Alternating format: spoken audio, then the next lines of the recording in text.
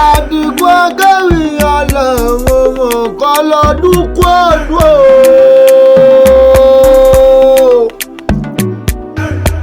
Mrs. Ruth Òjó Olúwaṣeun ni mò ń ké sí ọkú ọdún o. Ọkú ọdún o Olúwaṣeun o.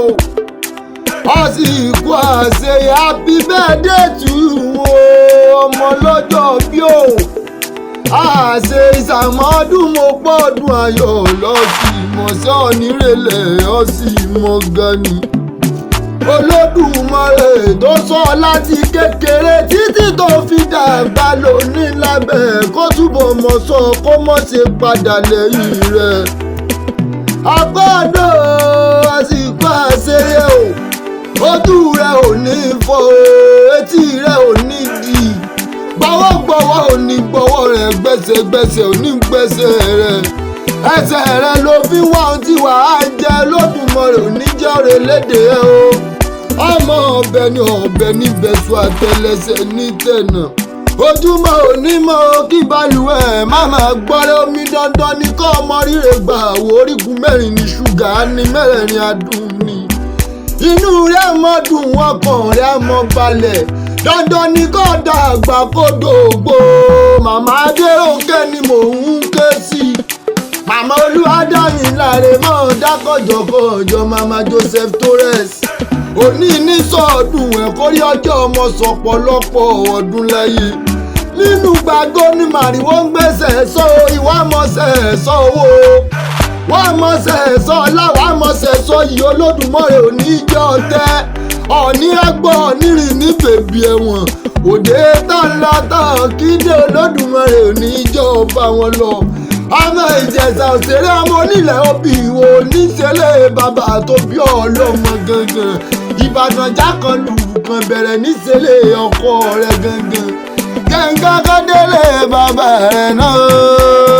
Olúwaṣeun o Ruth mọ́ dákọ̀jọ̀kọ̀jọ̀ Ìjẹ̀ṣà níṣẹ́lẹ̀ bàbá tó bí ọlọ́mọ gangan òṣèré o ọmọ onílẹ̀ òbí wo ọmọ ẹlẹ́ni àtẹ̀ká ọmọ ẹlẹ́ni ẹ̀wẹ̀lẹ̀ Ìjẹ̀ṣà orílẹ̀ ìsáná ilé lọ́mọ ẹrú ọwọ́ àti gbé múná oko bọ́mọ bí wọ́n gbé kí Ìjẹ̀ṣà tí gbé fún ni lóbi tó gbó èmi ọ̀wá ní ṣe Ìjẹ̀ṣà kémi mọ́jọ́ bí tó gbó kákákákáká Ìjẹ̀ṣà ilé ọmọ olóbi ṣèké o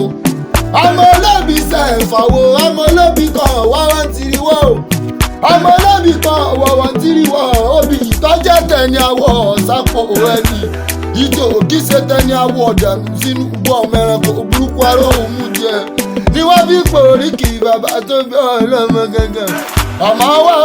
ọmọkùn wo ọmọ olókun àdó ni wọ́n pò oríkì bàbá tó bí lọ́mọ Ìjẹ̀ṣà òṣèré ọmọ onílẹ̀ òbí ni mò ń ké sí Ìjẹ̀ṣà wo mọ́dún apánọ́dà ọmọ ẹlẹ́ni àtẹ̀ká ni wọ́n porí kì bàbá tó bí lọ́mọ gangan ọmọ onílẹ̀ òbí wo Ìjẹ̀ṣà ọmọ onílẹ̀ òbí wo ọmọ agúnyán dúdú fàlejò dúdú ọmọ agúnyán funfun fàlejò funfun ni wọ́n fi porí kì bàbá tó bí lọ́mọ gangan ọmọ ẹlẹ́ni ẹ̀wẹ̀lẹ̀ ni wọ́n mọ̀ porí kì bàbá rẹ̀ gangan Ìjẹ̀ṣà orídìí ìsáná o ilé lọ́mẹ̀rọ ọwọ́ ti gbé múná oko ilé lọ́mẹ̀rọ ọwọ́ gbé múná oko ni wọ́n torí kì í bàbá rẹ̀ gangan Ìjẹ̀ṣà kan nílẹ̀ wọn ò bá tẹ níwọ̀ o òun mo bá wá jẹrẹ orí ẹni lọ ni wọ́n fi porí kì í bàbá tó bí ìrìn lọ́mọ gangan ọmọ Ògèdèngbé o ọmọ Ògèdèngbé abógun bòrò wo ọmọ ẹlẹ́ni àtẹ̀ká o ọmọ ẹlẹ́ni ẹ̀wẹ̀lẹ̀ ni wọ́n porí kì í bàbá tó bí ìrìn lọ́mọ gangan ọmọ onílẹ̀ òbí ni mò ń ké sí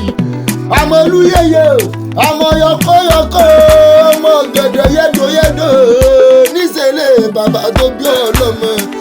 Ìbàdàn o jákàndù kan bẹ̀rẹ̀ lójú oògùn níṣẹ́lẹ̀ ọkọ rẹ̀ gangan onímọ̀ òjò ọmọdọ́gbọ́n yọkẹ́ o ọlámi òjò ọmọdọ́gbọ́yọkẹ́ ẹlẹ́yẹlé lomi ti tẹ̀rù tọmọ láìpẹ́ mu aṣọ èjìrẹ́ lómi àbúwẹ̀bù mu níṣẹ́lẹ̀ ọkọ rẹ̀ tó fẹ́ hàn sílé Ìbàdàn ó a máa súnkẹ́ bí ẹni súnmọ́ níṣẹ́lẹ̀ ọkọ rẹ̀ Ìbàdàn lábẹ́ kó mọ́ jagun mọ́ o tuntun bá ní ìfiwọ́ ogun ní kíkan máa súnkẹ́ bí ẹni súnmọ́ iwájú ológbòjò ìgbà ẹ̀gùn ẹ̀yìn ológbòjò ìgbà ẹ̀gùn mo òkè mo òsàlẹ̀ mo rí bí wọ́n kẹgbẹ̀rún eégún sí mọ́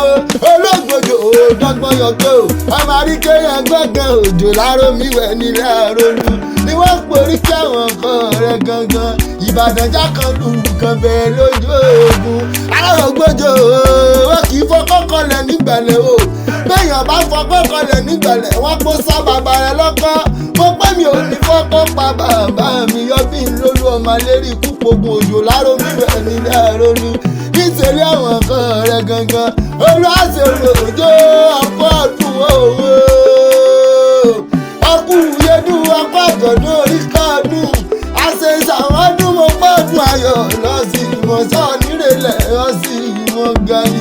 ìjọ tẹ̀bí bá palẹ̀ wọ̀ nígbà wọn sílé ìjọ tẹ̀bí bá ń pọ̀ náà nírìn lọ́nà nírìn ní bèbí ẹ̀wọ̀n láti Olódùmarè ọ̀bẹ ni ẹlẹ́ni onígbàṣe ẹ̀ṣẹ̀ láyé tọ̀ wá happy birthday to you lọ́sẹ̀ o àṣẹ ìṣàwọn ọdún mo pọ́ọ̀dún ayọ̀ lọ sí ìmọ̀ọ́sẹ̀ ọba wí tán béèrè wípé ta ló ń kọrin ewì sí ọ létí àdìgbò kéwì ọ̀la lè rí jẹ́ bàbá òsì ìtọ́ńtà ìdá méjì olúmúṣà jìnnà tán pèlè kan ṣoṣo lókè ọ̀pọ̀ ọdún